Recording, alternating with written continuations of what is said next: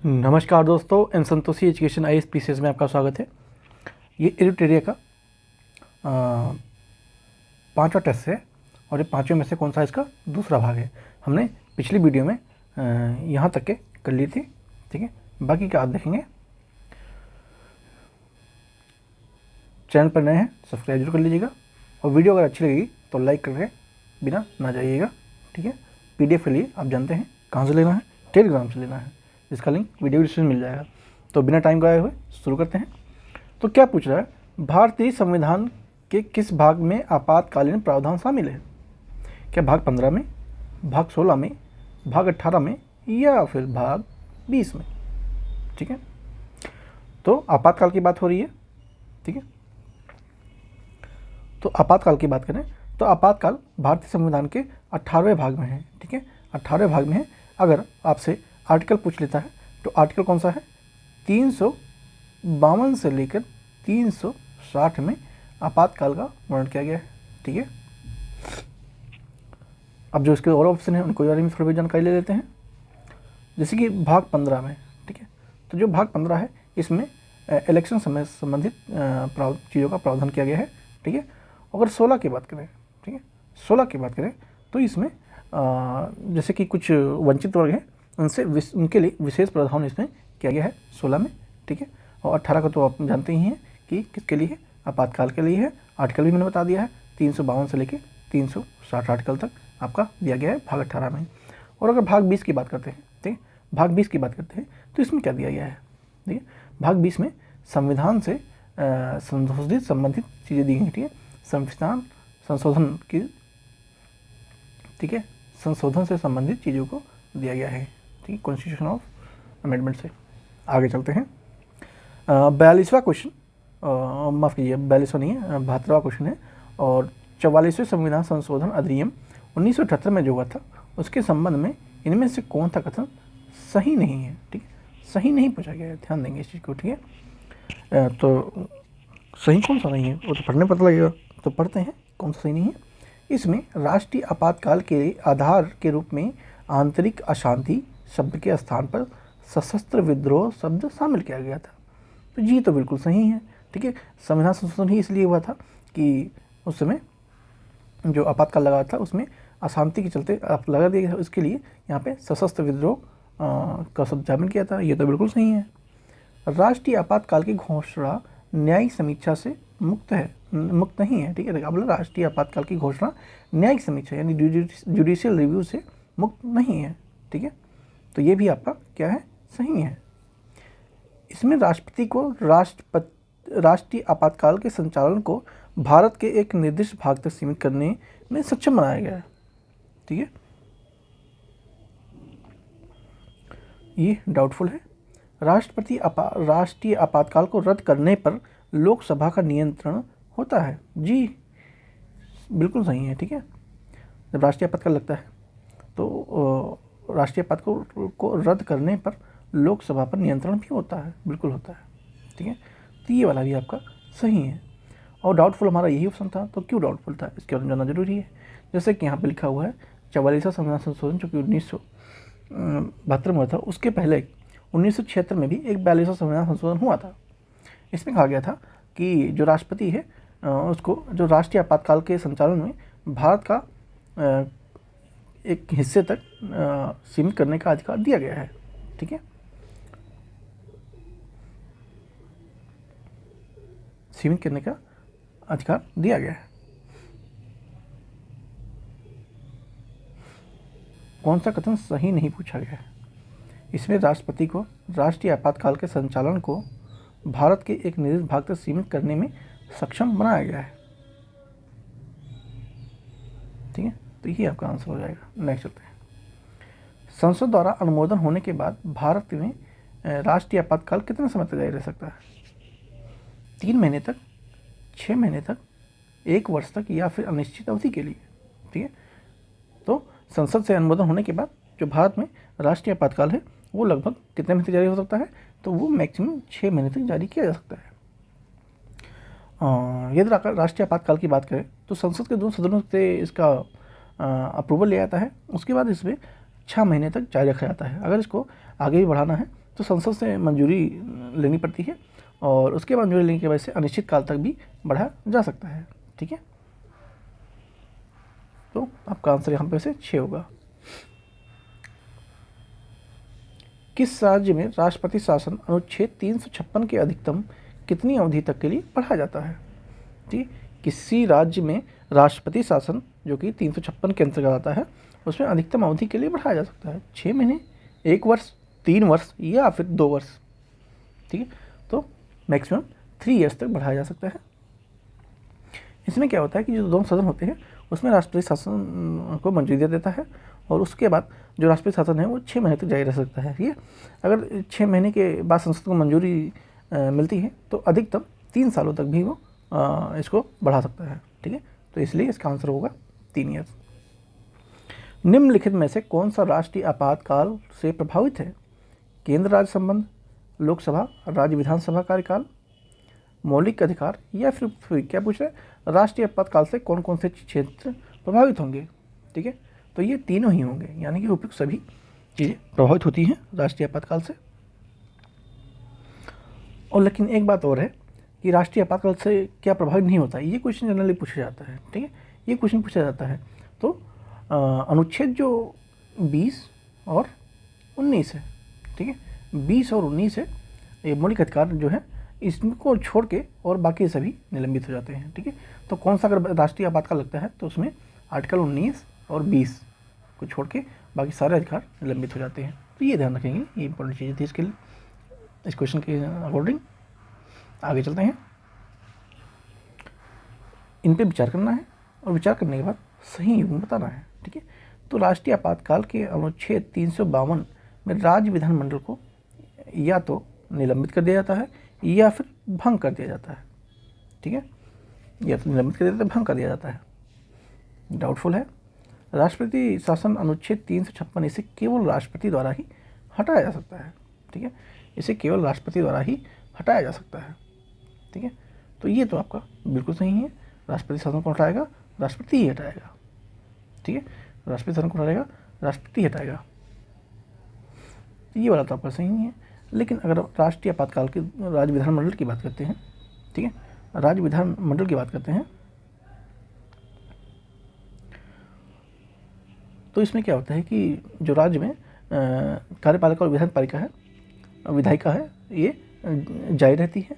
ठीक है, ये जारी रहती है, ना कि भंग कर दिया जाता है। ठीक है, तो ये जारी रहता है, इसलिए ये गलत हो जाएगा। आपका आंसर ओनली 2 होना चाहिए। इस पर भी विचार करना है और विचार करने के बाद सही वाले कथन को बताना है। ठीक है, अनुच्छेद 358 की बात हो रही है।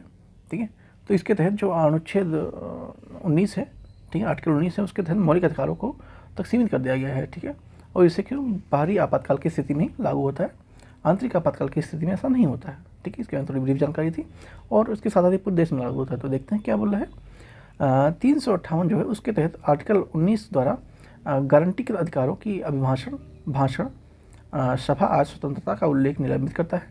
ठीक है, जो आप जानते हैं 19 के तहत ऐसा कुछ नहीं होता है। ऐसा एक मिनट दोबारा पढ़ने दीजिए। अनुच्छेद 358 के तहत अनुच्छेद 19 द्वारा गारंटीकृत अधिकारों जैसे कि भाषण, सभा आदि स्वतंत्रता को निलंबित करता है। ठीक है, निलंबित करता है।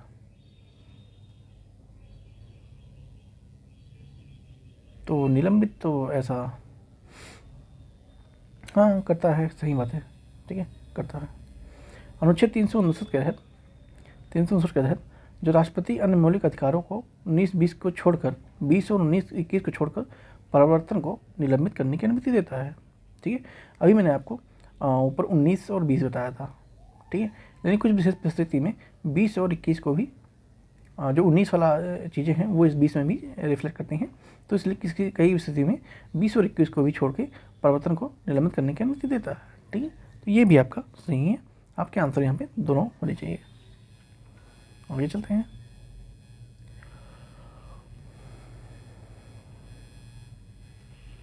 संविधान का कौन सा अनुच्छेद राष्ट्रपति पद की अवधि से संबंधित है? ठीक है, क्या बोला है?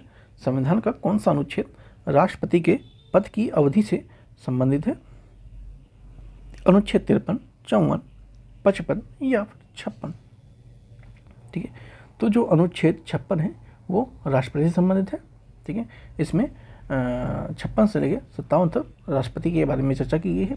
पद ग्रहण से लेकर उसके कार्यों का भी इसमें वर्णन किया गया है और महाभियोग का भी इसमें वर्णन देखने को मिलता है। ठीक है, भारतीय संविधान में कौन सा संघीय कार्यपालिका से संबंधित है? ठीक है, भागी पालिका कौन सा संघीय कार्यपालिका से संबंधित है? तो इसमें बता दूं कि आपका जो भाग 4 है, ठीक है, जो भाग 4 है वो संबंधित है, संघ की शक्ति है से संबंधित इसमें है। ठीक है, और इसमें 52 से लेकर 151 तक के प्रावधान शामिल हैं। भाग 4 एक विशेष रूप से कार्यपालिका से संबंधित है, जिसमें बहुत सारी चीज़ शामिल है, जैसे कि भारत के राष्ट्रपति, उपराष्ट्रपति वगैरह, महान्यायवादी और भी बहुत सारी चीज़ें शामिल हैं। ठीक है, राष्ट्रपति के चुनाव के लिए निर्वाचन मंडल के संबंध में गलत कथन को पहचानना है। ठीक है, संसद के दोनों सदनों का निर्वाचन सदस्यता होनी चाहिए। राज्यों की विधानसभाओं में निर्वाचित सदस्य हैं, राज्यों की विधान परिषद निर्वाचित सदस्य हैं और केंद्र शासित प्रदेश दिल्ली और पुडुचेरी के विधानसभाओं का निर्वाचन सदस्य है। केवल राष्ट्रपति के चुनाव के संबंधित निर्वाचन मंडल से गलत क्वेश्चन को पहचानना है। ठीक है, गलत क्वेश्चन को पहचानना है, तो गलत कौन सा है? ये वाला है, राज्य की विधान परिषद के निर्वाचित सदस्य होने चाहिए। तो ऐसा नहीं होता है। राष्ट्रपति चुनाव एक अप्रत्यक्ष रूप से होता है, आप लोग जानते होंगे तो जानते होंगे, नहीं जानते तो जान लीजिए। निर्वाचन मंडल द्वारा क्या होता है कि जो अनुपातिक प्रतिनिधित्व प्रणाली का अनुसार एकल संक्रमण मत से किया जाता है। ठीक है, इसमें शामिल क्या क्या होते हैं? संसद के दोनों सदनों के निर्वाचित सदस्य होते हैं, जैसे कि यहाँ पे दिया हुआ है, और उसके बाद राज्यों की विधानसभाओं के निर्वाचित सदस्य होते हैं, जैसे कि ये भी यहाँ पे दिया हुआ है, और उसके साथ साथ केंद्र शासित प्रदेश दिल्ली और पुडुचेरी के विधानसभाओं के निर्वाचित सदस्य होते हैं। 3 लोगों के जो मत हैं उनके अनुसार राष्ट्रपति का निर्वाचन मंडल होता है। तो गलत आपका यही है। ठीक है, भारत के किस राष्ट्रपति को ऐतिहासिक रूप से 25 जून 1975 को अनुच्छेद 252 के तहत आपातकाल की घोषणा पर हस्ताक्षर करने के लिए जाना जाता है? ठीक है, कौन थे? डॉक्टर जाकिर हुसैन, वीवी गिरी, फर्रुख अहमद अली या फिर जैल सिंह। ठीक है, ज्ञानी जैल सिंह। तो 25 जून 1975 की बात करें तो आपातकाल के उस समय हस्ताक्षर किसने किया था? तो वो फर्रुख अली अहमद ने किया था। ठीक है, क्या हुआ था कि जो अली अहमद हैं उन्होंने 1900 वो कब से कब तक रहे?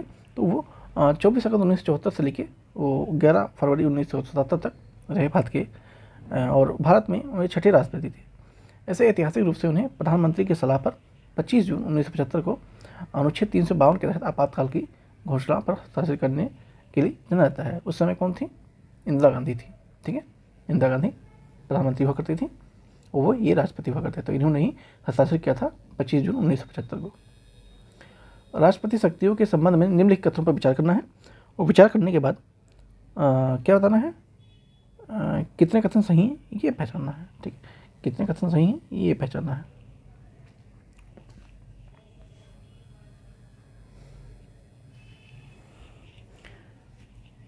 राष्ट्रपति प्रधानमंत्री को नियुक्ति तब करता है जब लोकसभा में किसी भी पार्टी को स्पष्ट बहुमत न हो और जब प्रधानमंत्री की अचानक मृत्यु हो जाए और कोई ऐसा स्पष्ट उत्तराधिकारी न हो। ठीक है,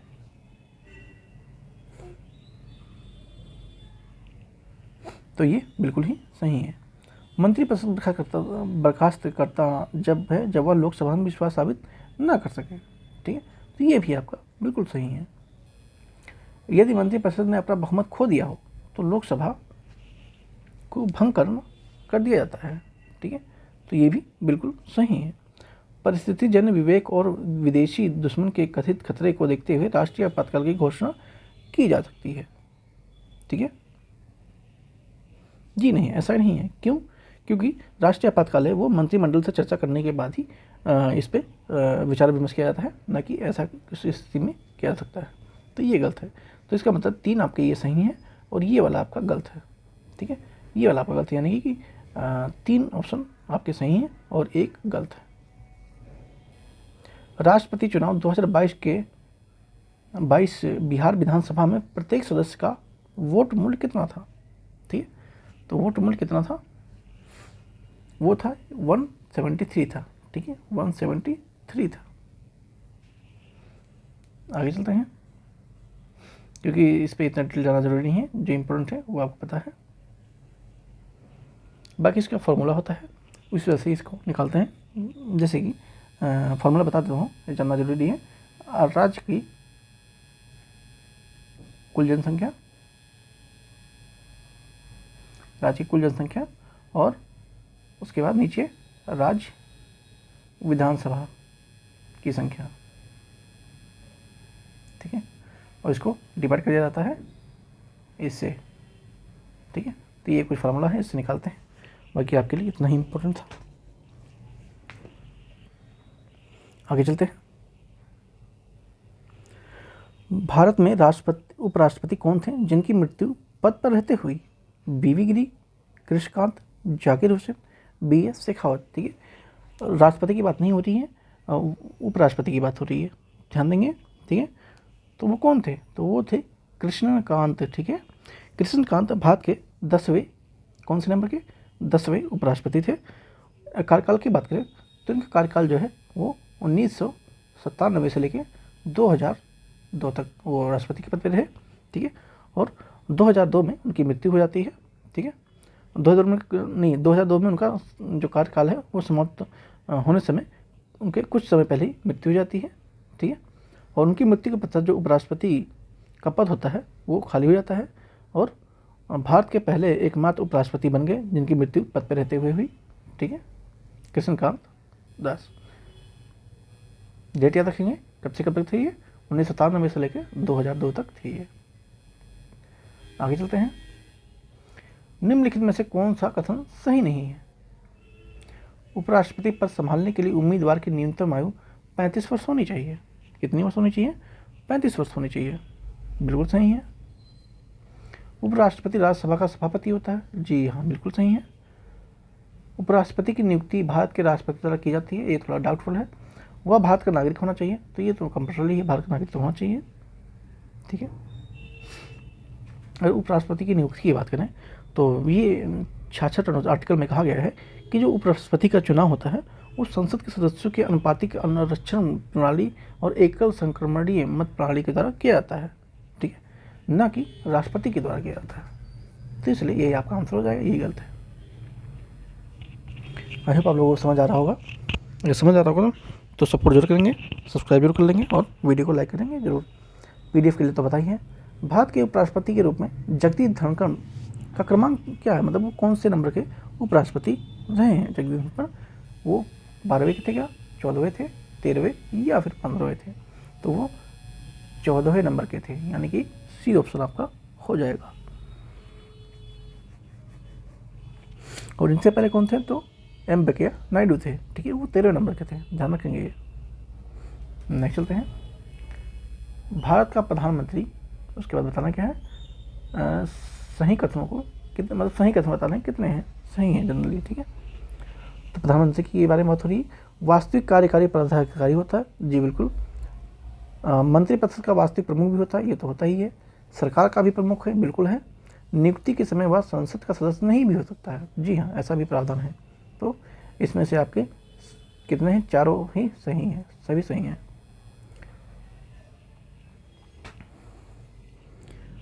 नेक्स्ट चलते हैं।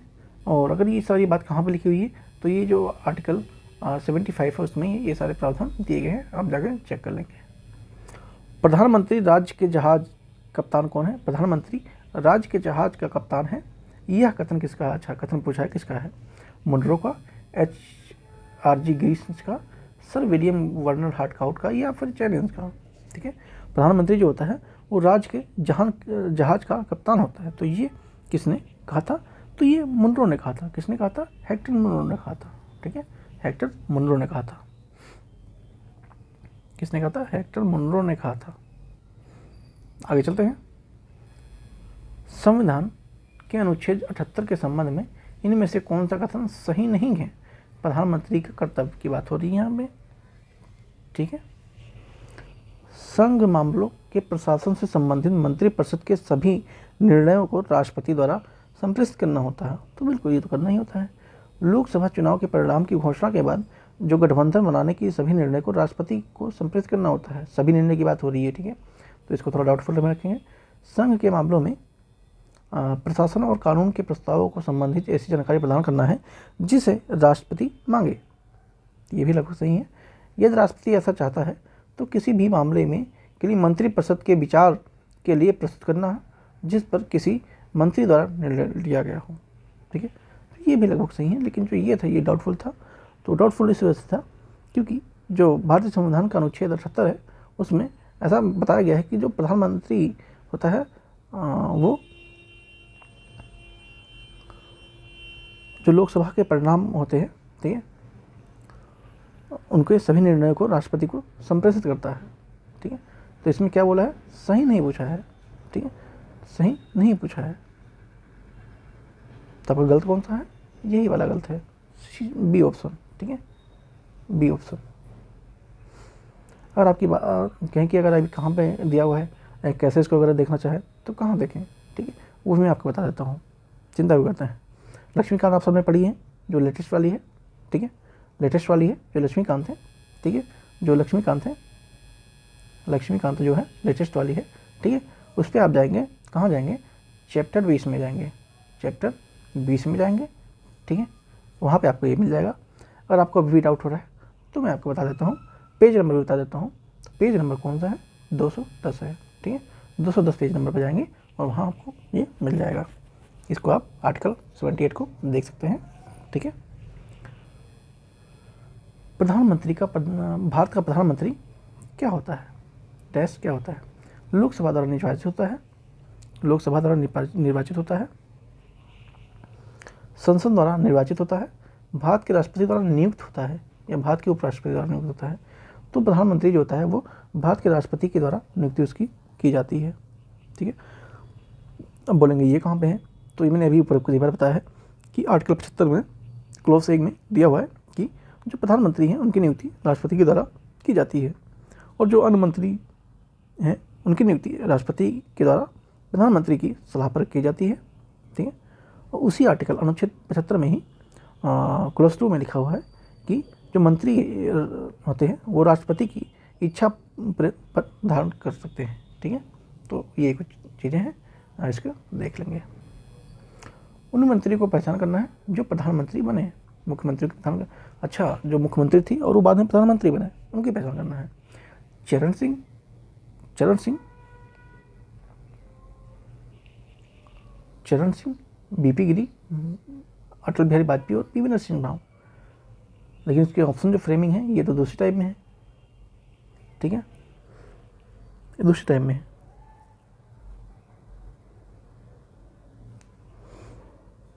तो नरेंद्र मोदी तो गुजरात के थे ही, आप लोग जानते ही हैं। ठीक है, तो चरण सिंह भी पहले मुख्यमंत्री थे, बाद में राष्ट्रपति बने थे।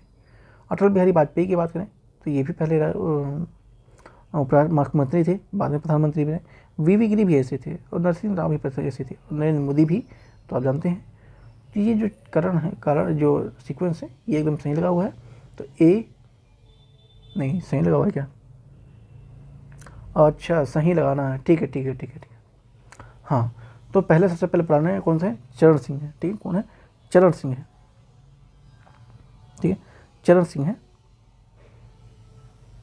उसके बाद आपके कौन आ जाएंगे, वीपी सिंह आ जाएंगे। कौन आ जाएंगे, वीपी सिंह आ जाएंगे। तो ए और सी इसमें है और डी ई, फिर पीवी नरसिम्हा राव और नरेंद्र मोदी, ए सी डी ई। ठीक है, ये आपका ऑप्शन हो जाएगा। एक मिनट, लेकिन इसमें तो 4 ही ऑप्शन दिया हुआ है, इसमें तो 5 है, यानी कि जो बी है ऑप्शन फ्रेमिंग ही गलत है। क्वेश्चन ड्रॉप करो, इसको वेरीफाई करके मैं दे दूंगा टेलीग्राम पे, जुड़ जाइएगा वहाँ पे। निम्नलिखित में से किस संविधान संशोधन के अधिनियम द्वारा मंत्रिपरिषद का जो आकार है वो लोकसभा के सदस्य के 15% तक सीमित कर दिया गया था।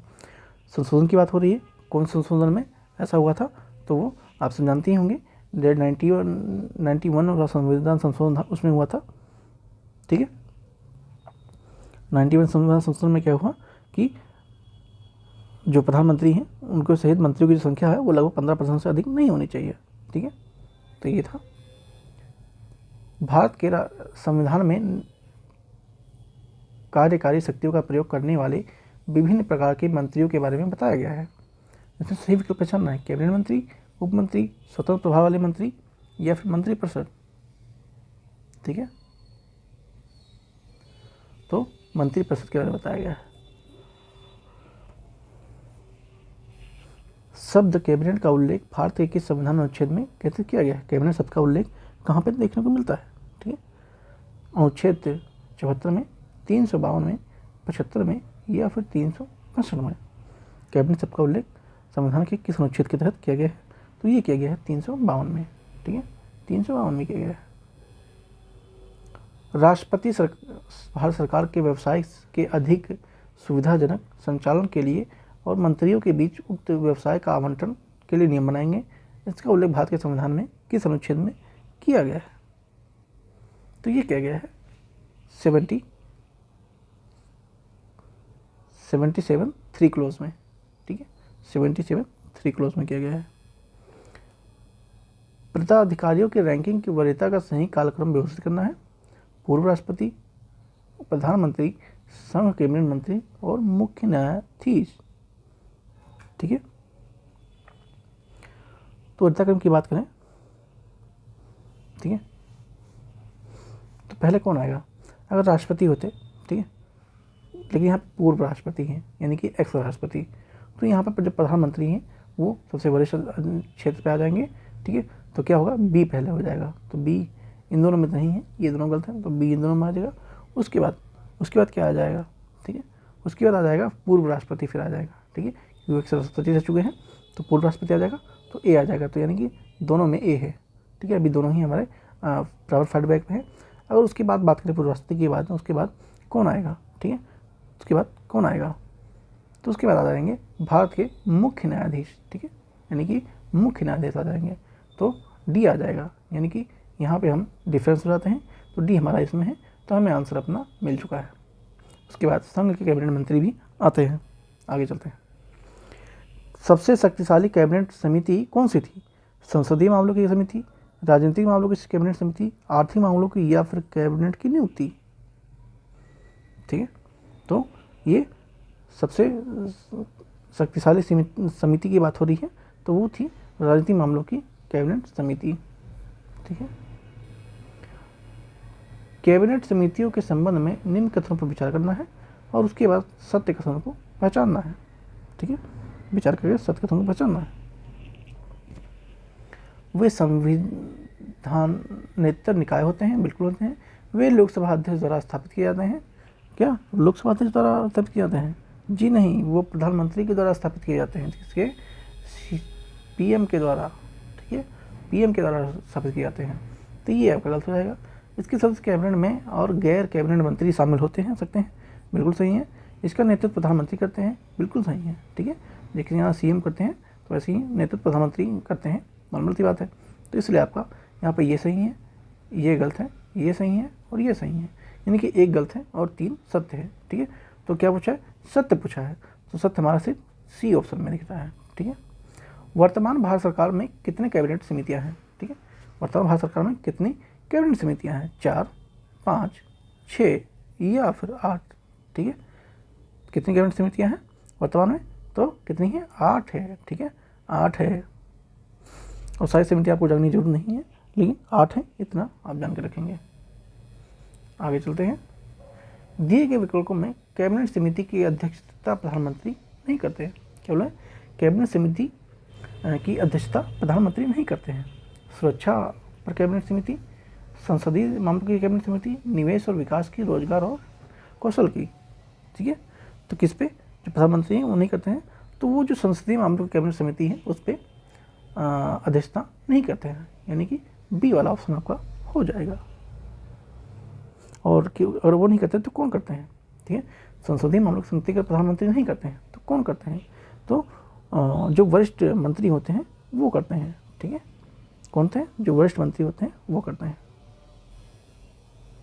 1937 में बिहार विधानसभा चुनाव में कुल कितनी सीटों में विशेष क्षेत्रों जैसे व्यवसाय, उद्योग, भूस्वामी, शिक्षा आदि के लिए सुरक्षित किया गया था? ठीक है, तो 13, 20, 15 या फिर 10। ठीक ऐसे कितने मामले थे, सीटें थी, 13 सीटें थी, ठीक है, 13 सीटें थी।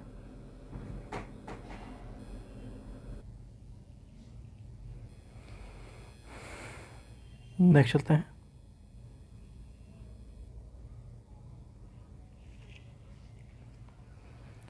निम्नलिखित कथनों में स्वतंत्र भारत से पहले बिहार विधानसभा चुनाव जो कि 1952 में होता है उसके बारे में देखना है, और देखने के बाद क्या बताना है, सही कथन बताना है, ठीक है।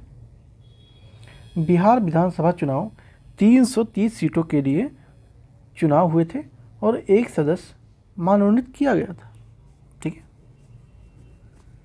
तो ये बिल्कुल सही है।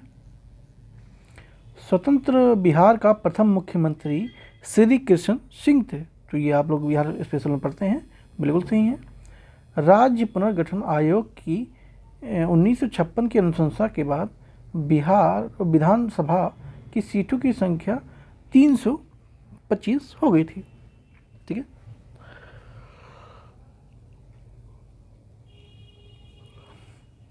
तो 325 नहीं थी, ठीक है, ये 319 थी, ठीक है, 319 थी, तो यहाँ पे झोल किया गया है, तो ये इसलिए आपका गलत है, और आंसर आपका 1 और 2 सही है। बिहार के प्रथम राज्यपाल कौन थे? जेम्स स्टीफन, मेरी गार्लियन हेडलेट, थॉमस अलेक्जेंडर या फिर सर हाफडो, ठीक है, तो कौन थे? जेम्स स्टीफन थे, ठीक है। और ये कार्यकाल पूछा जाए तो ये 1935 से लेके 1937 तक थे, ठीक है, राज्यपाल। आगे चलते हैं। बिहार के कितने राज्यपाल आगे चलकर राष्ट्रपति बने? बिहार के कितने राज्यपाल आगे चलकर राष्ट्रपति बने? 1, 3, 2, 5, ठीक है। और ये क्वेश्चन पूछा जा सकता है, इम्पोर्टेंट आ सकता है, तो आपकी जानकारी के लिए बता दूं कि जो राज्यपाल थे और आगे चल के वो भारत के सबसे सर्वोच्च पद पर जाके बैठे राष्ट्रपति के पद पे, तो वो थे श्री जाकिर हुसैन जी और रामनाथ कोविंद, ठीक है। ये दो ऐसे बिहार के लोग थे जो राज्यपाल रहे और बाद में आगे चल के राष्ट्रपति के पद तक पहुँचे, ठीक है। अगर जाकिर हुसैन की बात करें तो ये 4थे नंबर के राष्ट्रपति थे, और रामनाथ कोविंद की बात करें तो ये 36वें नंबर के राष्ट्रपति थे, ठीक है। आगे चलते हैं। बिहार विधानसभा के संदर्भ में निम्नलिखित कथनों पर विचार करना है और उसके बाद सही कथन को बताना है। बिहार विधानसभा परिषद की पहली बैठक 20 जनवरी 1913 को पटना कॉलेज के सभागार में होता है, ठीक है। एक सेकेंड, अच्छा हमने यहाँ पे क्या था, ये वाला क्वेश्चन छूट गया हमारा, ये वाला छूट गया, वही तो चलो कोई बात नहीं। तो भारत के संविधान के किस अनुच्छेद के में विधान परिषद की संरचना का वर्णन किया गया है, जिसमें उल्लेख है कि इसकी अधिकतम संख्या विधानसभा के 1/3 से अधिक नहीं हो सकती है? अनुच्छेद 169, 71, 74 या फिर 172। तो ये संविधान के आर्टिकल 171 के तहत ऐसा प्रावधान दिया गया कि जो विधान परिषद है उसकी संरचना का इसमें उल्लेख किया गया और बताया गया कि जो इसकी अधिकतम संख्या है वो विधानसभा की 1/3 से अधिक नहीं होनी चाहिए थी, और कम से कम 40 से कम भी नहीं होना चाहिए, ठीक है। तो ये 171 में दिया गया है। तो 20 जनवरी 1913 को पटना के सभागार में होता है, ठीक है, हुई थी, तो ये आपका बिल्कुल राइट है। बिहार परिषद की कुल सीटें की संख्या कितनी है? 75 है, जी हाँ, बिल्कुल 75 है। बिहार विधानसभा के सदस्यों का कार्यकाल 4 वर्ष का होता है, ठीक है। कार्यकाल कितने वर्ष का होता है? 4 वर्षों का होता है, ठीक है। तो 4 वर्षों का तो नहीं होता, ये होता है 6 वर्षों का, ये आपका गलत है, ठीक है। बाकी 1 और 2 आपके राइट आंसर हैं। आगे चलते हैं। बिहार में फर्स्ट टाइम राष्ट्रपति शासन कब लगता है, प्रेसिडेंट रूल? मई 1967 में, जून 1967 में जून 1968 में या फिर मई 1968 में लगता है। ठीक है, बिहार में पूछा गया है। कहाँ पूछा गया है? बिहार में पूछा गया है। ठीक है, पहली बार पूछा गया है। तो ये कब लगता है? ये लगता है जून 1968 में। जून 1968 में लगता है। ठीक है, ये फर्स्ट टाइम था। अगर लास्ट टाइम पूछे, लास्ट टाइम कब लगा था? ठीक है, तो ये लगा था 2005 में। ठीक है, 2005 में लगा था। ठीक है, 2005 से लेके 5 में लगा था, मार्च में लगा था, मार्च में लगा था और नवंबर में समाप्त हो गया था। ठीक है, ये लास्ट टाइम था और 8वीं बार था। ठीक है, मतलब 8 बार अभी तक बिहार में राष्ट्रपति शासन लगा हो चुका है। ठीक है, ध्यान रखेंगे। बिहार विधानसभा के संदर्भ में निम्नलिखित कथनों पर विचार करना है और विचार करने के बाद जो सही होगा उसको कोर्ट के माध्यम से बताना है। ठीक है, बिहार विधानसभा का वर्णन भारतीय संविधान के अनुच्छेद 170 में किया गया है। ठीक है, कहाँ किया गया है? 170 में किया गया है, बिल्कुल सही है, 170 में ही किया गया है। विधानसभा में सीटों की अधिकतम संख्या 500 और न्यूनतम 60 निर्धारित की गई है। अधिकतम 500, न्यूनतम 60 निर्धारित की गई है। तो बिल्कुल ये भी सही है। बिहार विधानसभा की पहली बैठक कब हुई थी? 7 फरवरी 1921 को हुई थी। ठीक है, तो ये भी सही है, यानी कि तीनों ऑप्शन ही आपके एकदम बिल्कुल राइट है। आगे चलते हैं। बिहार विधानसभा में अनुसूचित जाति के लिए कितनी सीटें आरक्षित की गई थी? 2, 5, 4, 6। ठीक है, तो 2 सीटें कितनी आरक्षित की गई थी? 2 सीटें आरक्षित की गई थी। बिहार विधानसभा में 38 सीटें अनुसूचित जाति के लिए और 2 सीटें अनुसूचित जनजाति के लिए आरक्षित की गई थी। ठीक है, ध्यान रखेंगे। आगे चलते हैं। गलत मिलान को पहचानना है। ब्रिटिश शासन बिहार के प्रथम मुख्यमंत्री मोहम्मद यूनुस। ठीक है,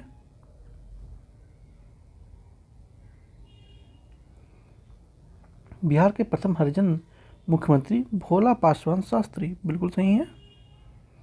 बिहार के प्रथम मुस्लिम मुख्यमंत्री अब्दुल गफूर। ठीक है, अब्दुल गफूर। बिहार के प्रथम निर्दलीय मुख्यमंत्री बीपी मंडल। ठीक है, जी नहीं, यही गलत है, यही गलत है। ठीक है, प्रथम निर्दलीय मुख्यमंत्री कौन थे? ठीक है, प्रथम निर्दलीय मुख्यमंत्री कौन थे? तो ये कौन थे? ये थे आपके महामाया प्रसाद सिन्हा थे। कौन थे? महामाया प्रसाद सिन्हा थे। ठीक है, तो ये आपके प्रथम निर्दलीय मुख्यमंत्री थे। ऐसे ही आपको फंसाता है। आगे चलते हैं। कथन और कारण आ गया है।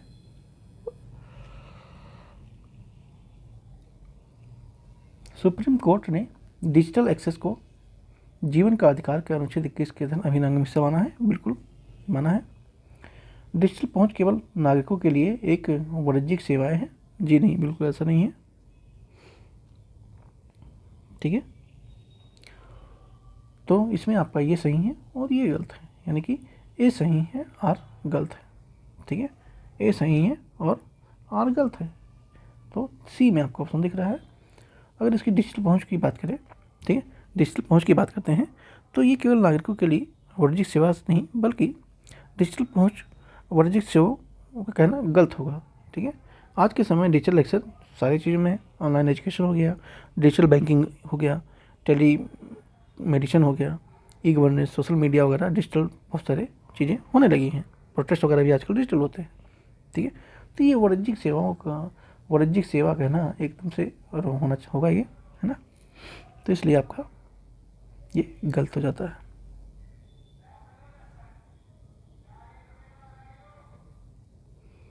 आगे चलते हैं। नवीन अनुसंधान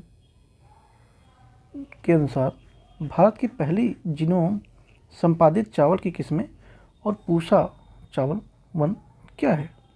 ठीक है, ठीक है। तो ये आपका है करंट अफेयर क्वेश्चन है, ये है DRR चावल 100 यानी कि कमला। ठीक है।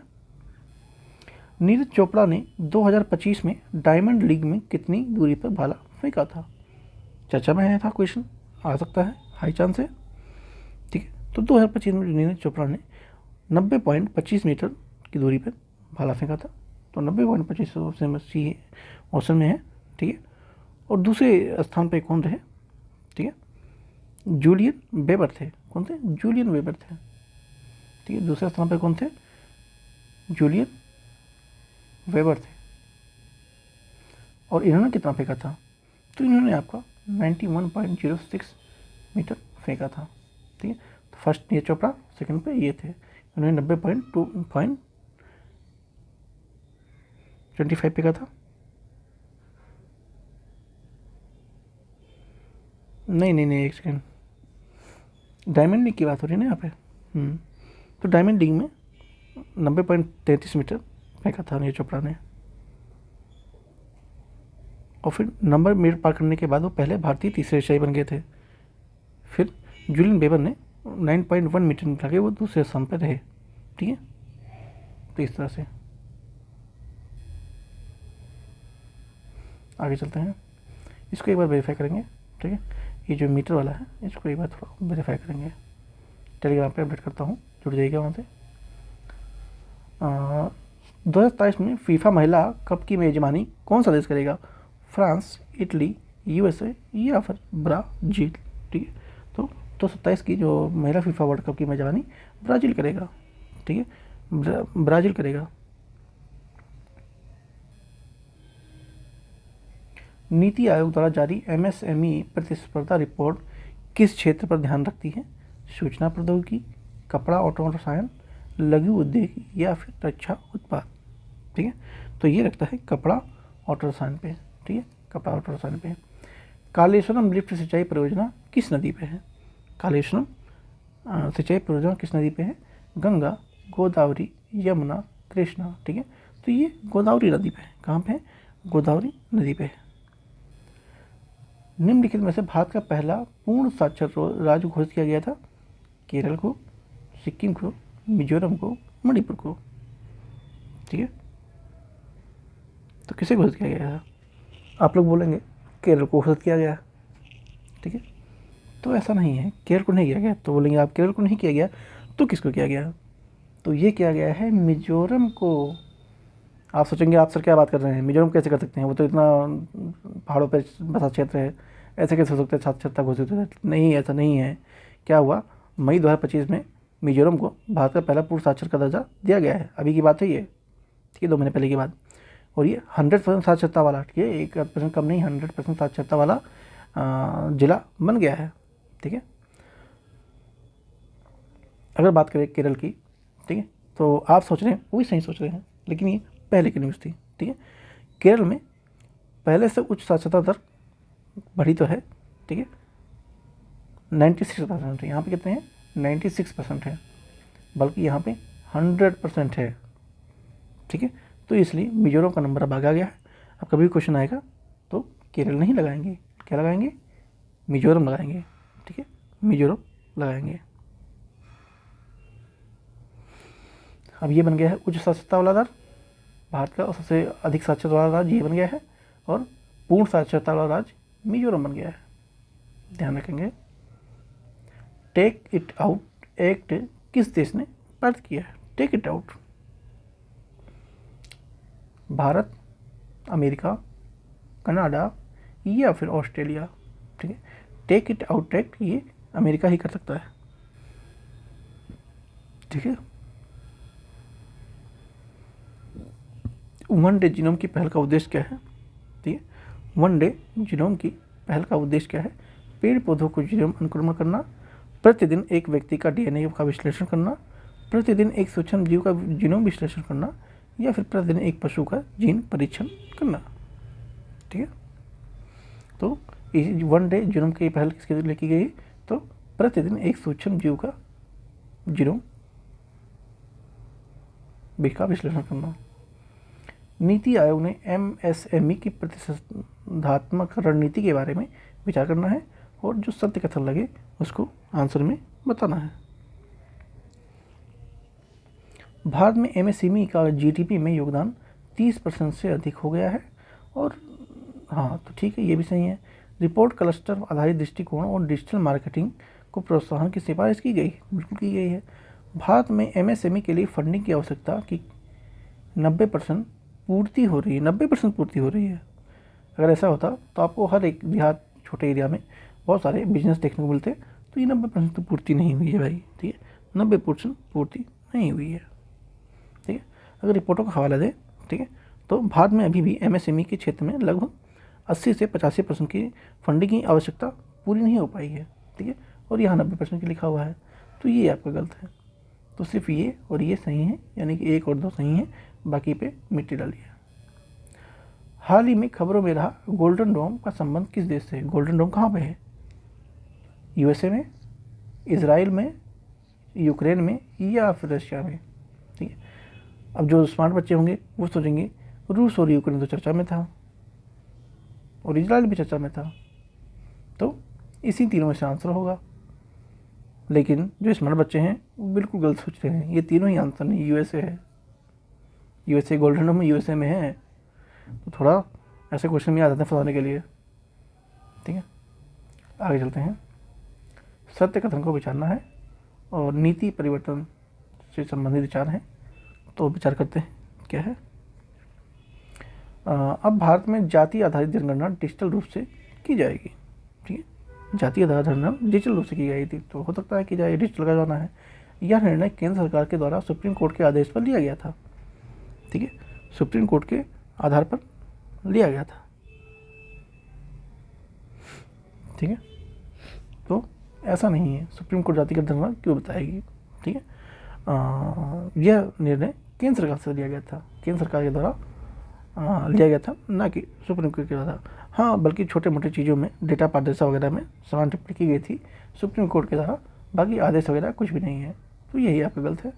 पिछली पूर्ण जातिगत जनगणना 1931 में हुई थी, ठीक है, ठीक है, पूर्ण जनगणना 1931 में हुई थी, तो बिल्कुल 1931 में हुई थी, तो दूसरा गलत है। 1 और 2 और 1 और 3 सही है, ठीक है। आगे चलते हैं।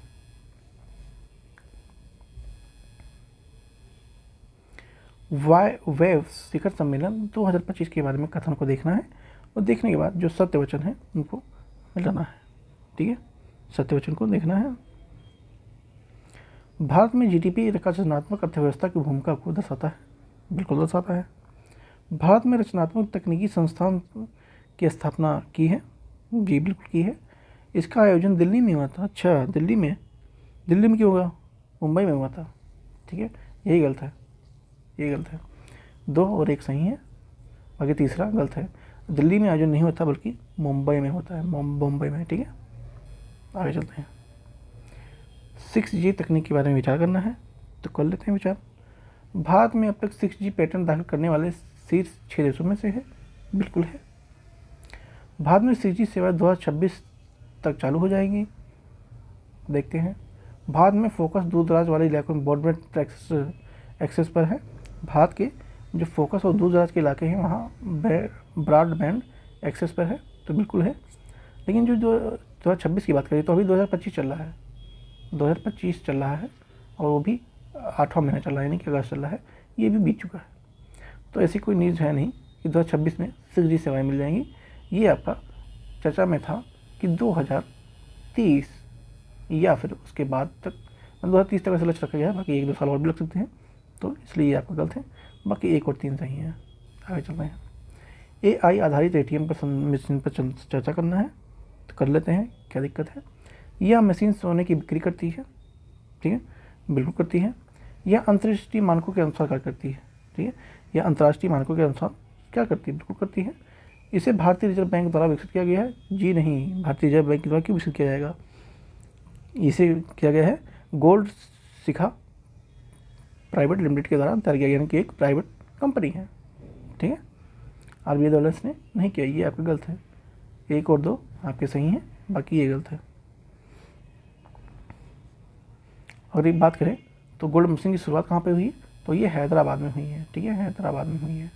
ये भी ध्यान रखेंगे, क्वेश्चन आ सकता है 1 लेटर में।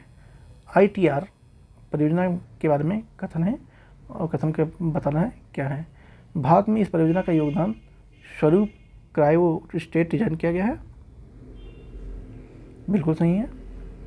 यह परियोजना सौर ऊर्जा को संग्रहण का मध्यम करने का माध्यम है, तो ये तो गलत है, ठीक है, क्योंकि जो इसका संबंध ये सोलर ऊर्जा से तो कोई मतलब बनता नहीं है। यह हाइड्रोजन आइसोटोप के साथ ऊर्जा प्राप्त करता है, ठीक है, तो ये आपका गलत है, यानी कथन 1 सही है। AI फॉर नेचर कार्यक्रम किस संगठन से संबंधित है। AI फॉर नेचर किस कार्यक्रम से संबंधित है, तो ये फूड एंड एग्रीकल्चर ऑर्गेनाइजेशन से संबंधित है, ठीक है, तो FAO यानी कि FAO से संबंधित है।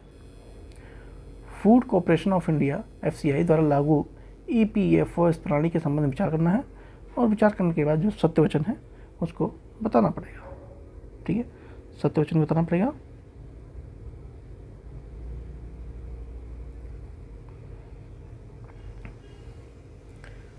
तो यह electronic point of sale machine का उपयोग करता है, बिल्कुल। इस प्रणाली के संबंधित सभी लाभार्थी बायोमेट्रिक पहचान संभव हो पाता है, तो बिल्कुल हो पाता है, दोनों ही सही हैं। आगे चलते हैं। अंतर्राष्ट्रीय उष्णकटिबंधीय कृषि अनुसंधान संस्थान का मुख्यालय कहाँ पर स्थित है, ठीक है, कहाँ पे है, तो ये कहाँ पे है, हैदराबाद में है, ठीक है, हैदराबाद में है। भारत में टेक फॉर इक्वलिटी इंडेक्स किस उद्देश्य से किया गया था, ठीक है, रक्षा क्षेत्र में आत्मनिर्भर, डिजिटल समावेशन, MSME के लिए एक ऋण निगरानी, या फिर शिक्षा का नीति का मूल्यांकन, ठीक है, तो ये डिजिटल समावेशन के लिए किया गया था। ऑपरेशन हॉक 2025 किससे संबंधित है, आतंकवाद विरोधी से, पर्यावरण संरक्षण से, बाल तस्करी से, या फिर वन्य जीव से संबंधित है। तो जो ऑपरेशन हॉक है ये बाल तस्करी से संबंधित है, ठीक है, चाइल्ड ट्रैफिकिंग से। गोल्डन ड्रैगन 2025 किसका संयुक्त सैन्य अभियान था, ठीक है, गोल्डन ड्रैगन भारत और चीन, चीन और वियतनाम, भारत और रूस, या फिर अमेरिका और जापान, ठीक है, तो गोल्डन ड्रैगन की बात हो रही है, ठीक है, तो ड्रैगन माने बोले तो चीन हो गया, ठीक है, ड्रैगन माने तो चीन, यानी कि चीन से तो हो रही है, तो कंफर्म है, और उसके साथ ये वियतनाम से हो रही है। राष्ट्रीय महिला आयोग न्यू NCW के किस संस्था के ने मिलकर महिला सुरक्षा हेतु समझौता किया है, इसरो से, DRDO से, फ्यूचर शिफ्ट लैब से, IIT दिल्ली से, ठीक है, तो ये फ्यूचर शिफ्ट लैब से किया गया है। देश का पहला Atlas of water bodies of Bihar किस विभाग की साझेदारी से बनाया गया है, केंद्रीय जल संसाधन मंत्रालय से, नीति आयोग से, इसरो के विज्ञान मंत्रालय से, ग्रामीण विकास विज्ञान और पर्यावरण विभाग से, ठीक है, तो ये ग्रामीण विकास विभाग विज्ञान पर्यावरण से संबंधित है।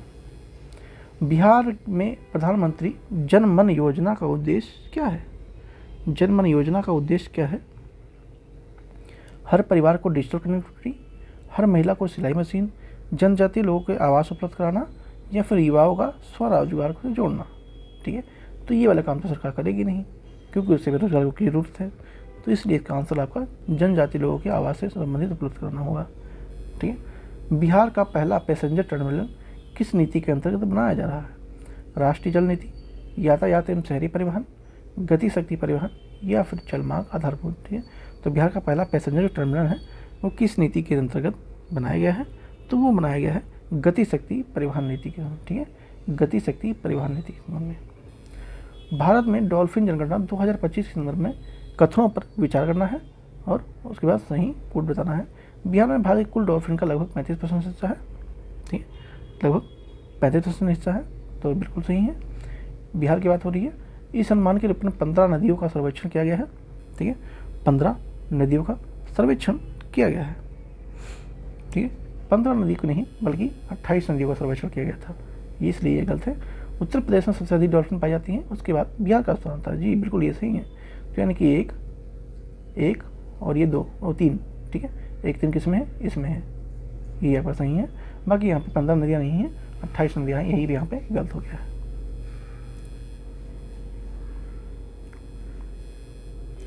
शुगर बोर्ड के बारे में बताना है। यह बोर्ड केवल निजी स्कूल में गठित होगा, ठीक है, कहाँ गठित होगा, केवल निजी स्कूल में गठित होगा। इसका उद्देश्य बच्चों में टाइप 2 डायबिटीज़ के मोटापे के प्रति जागरूकता फैलाना। तो बिल्कुल ये तो सही है, लेकिन केवल निजी स्कूल में होगा ऐसी बात नहीं है, बल्कि ये CBSE के जितने भी स्कूल हैं या मान्यता प्राप्त हैं, 10वीं के बोर्ड प्राप्त है, उन सभी में ये स्कूल सरकारी में भी कहने का मतलब होगा, निजी और सरकारी दोनों में होगा, इसलिए आपका ये गलत है और 2 ऑप्शन सही है। बिहार में लागू की गई 4% नीति के संदर्भ में कथनों पर विचार करना है और साहित्य कथन का चयन करना है। यह नीति केवल बिहार के दृष्टि के बच्चों पर लागू होती, ठीक है, यह नीति केवल बिहार के दृष्टिबाधित दिव्यांगों पर लागू होगी। जी नहीं, बिल्कुल ऐसा नहीं है, ठीक है, ये बिहार में सभी पे लागू होगी। बिहार सरकार के जो कार्यरत दिव्यांगजन हैं उनकी पदोन्नति में 4% क्षेत्रीय आरक्षण का लाभ मिलेगा, ठीक है, जो कार्यरत है उन पे मिलेगा, उन पे लागू होगी, ठीक है। यह नीति सभी, तो ये गलत है, यह नीति सभी 4 प्रकार के दिव्यांगों को शामिल करता है। तो जी हाँ, बिल्कुल सही करता है। इसका लाभ राज्य और केंद्र सरकार के कार्यालयों में भी दिया जाएगा, बिल्कुल दिया जाएगा। तो यानी पहला गलत है और 2 और 3 आपके सही हैं। प्रतिशत के अनुसार बिहार में बच्चों को वेल्थ के हेल्थ कार्ड की योजना के अंतर्गत स्वास्थ्य कार्ड बनाने में भारत सरकार किस स्थान पे, प्रथम, दूसरे, तीसरे या फिर चौथे, ठीक है, तो ये दूसरे स्थान पे है, ठीक है, दूसरे स्थान पे है। बाकी यहाँ पे मैथ वाले क्वेश्चन है, ठीक है, मैं इसके आंसर बता देता हूँ। इसका आंसर आपका होना चाहिए 48, 33 और दूसरे का आंसर 42वें का आंसर क्या होगा, इसका आंसर आपका होना चाहिए था 25 लीटर, ठीक है, 25 लीटर होना चाहिए था। अगर हम 43वें की बात करें तो ये आंसर ये, बाकी आप क्वेश्चन को करेंगे, बाकी अगर आप चाहेंगे तो कमेंट कीजिएगा, हम इसको भी अच्छे से बताएंगे। और अगर 44 की बात करें, ठीक है, 44 की बात करें तो इसका आंसर होना चाहिए पश्चिम, और 45 की बात करें तो इसका भी आंसर होना चाहिए दक्षिण पूर्व होना चाहिए, ठीक है, दक्षिण पूर्व होना चाहिए। 46 की बात करते हैं तो इसका आंसर केवल 2 ही सही है, ठीक है, केवल 2 सही है। 47 की अगर बात करते हैं तो ये केवल 1 ही सही है, ठीक है। 48 की बात करें तो 48 में आपका केवल 2 सही है, ठीक है, केवल 2 सही है। और 49 की अगर बात करते हैं, 49 की बात करते हैं तो इसमें आपका कौन सा सही है, इसमें आपका सही है सिर्फ ये वाला ऑप्शन 140, 108, 110, ठीक है। और लास्ट क्वेश्चन देखें तो इसकी बात क्या करते हैं, ये है सी ऑप्शन सही होगा, यानी कि 50,000, ठीक है। आई होप आप लोगों को वीडियो अच्छी लगी हो सब्सक्राइब जरूर कीजिएगा, वीडियो को लाइक जरूर कीजिएगा। मिलते हैं नेक्स्ट वीडियो में। थैंक यू सो मच दोस्तों।